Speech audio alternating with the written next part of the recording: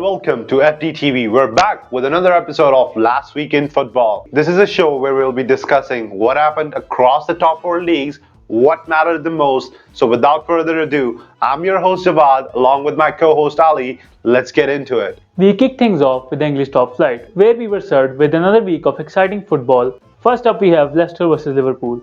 Leicester City thrashed Liverpool with another outstanding performance under the management of Brendan Rodgers, with James Maddison, Vardy and Harvey Barnes scoring to put the visitors to bed. The defending champions need a quick turnaround, otherwise it's farewell to the Champions League football at Anfield next season. Next up we have Tottenham vs Manchester City.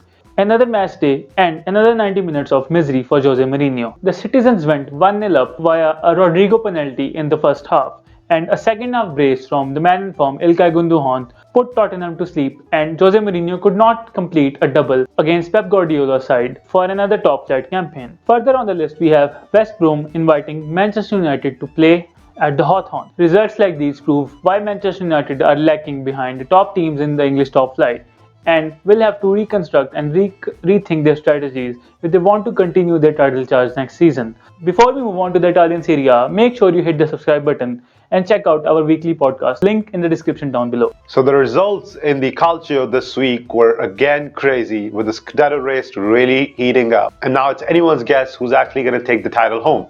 We start off with crazy form with Inter taking home the points against Lazio. Inters were the winner on Sunday night late night kickoff, and they go with this win to the top of the table. Lukaku scored a 22nd minute penalty, sending Pepe Reina the wrong way and sending Inter right to the top. And then he added a crazy goal right before the end of the half. Lukaku has been in crazy form as of late. Lazio did manage to cut the deficit in half through a beautiful strike from Milinkovic-Savic, but 3 minutes later, it was all back to business as Lautaro Martinez put another 2-goal gap between Lazio and Conte's Inter Milan. Next up, we go to a surprising defeat at the hand of Napoli. Juventus ended up losing 1-0. Insigne's 100th goal was the big difference when it came down to this game. This is the first goal that Juventus defense has actually conceded in 4 consecutive games, really showing the improvement that Pirlo has made in the league for Juventus. This means Napoli are just 2 points behind the 4th place Juventus,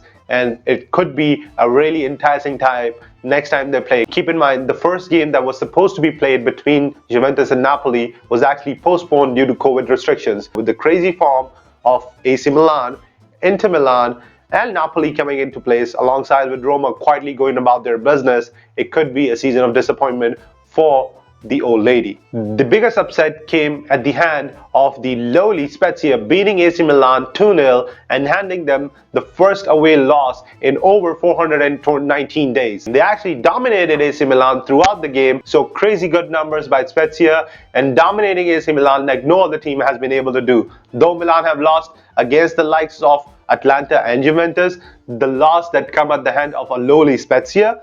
For those people who don't know, Spezia plays an excellent form of football and they're always attacking. In this game, even going 2-0 up, they did not form into a defensive shape. They kept on attacking, and that's what won the game for Spezia in the end. Next up, we go to Rome. Inspired by a brilliant Jordan Veretout brace, Roma were able to beat Udinese 3-0. Roma completely dominated the entire proceeding, with even Dzeko helping Pedro get on the score sheet with his first assist in quite a long time. So I feel like Roma quietly will go about their business and get another season of Champions League football. Another week of glorious football in La Liga Santander, with Real Madrid winning 2-0 against a tough Valencia side, with Toni Kroos and Benzema scoring 2 very good goals. What can I say apart from the absolute sheer brilliance of Lionel Andres Messi? 15 goals for the season for the Argentine magician, leading his side to a comfortable victory against a struggling Alaves side. Brace each for him and Trincao, topped off by a good strike for Joan Firpo at the end of the match. Next up we move to the potential champions of La Liga this season, with Simeone's men taking a narrow win home against a resilient Granada side.